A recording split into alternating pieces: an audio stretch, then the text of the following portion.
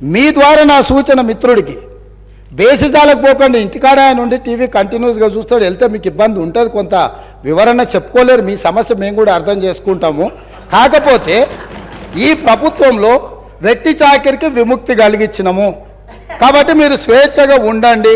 వెట్టి చాకిరి ఆనాడు కాంగ్రెస్ నిషేధించింది.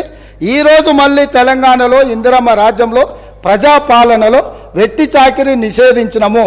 స్వేచ్ఛగా ఇప్పటికైనా నిజాలు ఒప్పుకొని ముందుకు రావాల్సిందిగా మా మిత్రులకు నేను సూచన చేస్తున్నా. సార్ బీజేపీ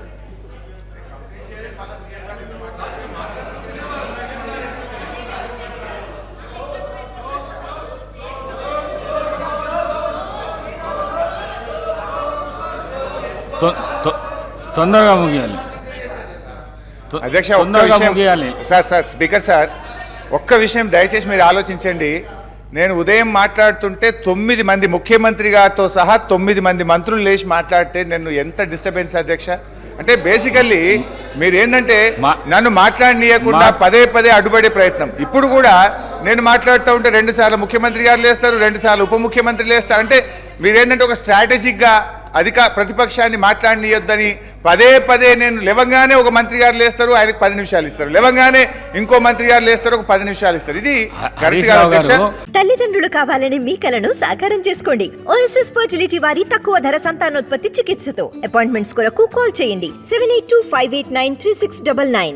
9 మంది మాట్లాడినా మీరు 2 గంటల ఎక్కడ సార్ మీరు సభ రికార్డులు బయట పెట్టండి అధ్యక్ష. 8 మంది ఉన్న వాళ్ళకి ఎంత టైం ఇచ్చిండ్రు, 7 ఉన్న వాళ్ళకి ఎంత ఇచ్చిండ్రు, 1 ఉన్న వాళ్ళకి ఎంత ఇచ్చిండ్రు, 39 మంది ఉన్న వాళ్ళకి ఎంత ఇచ్చిండ్రు, మమ్మల్ని ఎన్నిసార్లు డిస్టర్బ్ చేసిందో పెట్టండి అధ్యక్ష. Please let me seek clarification.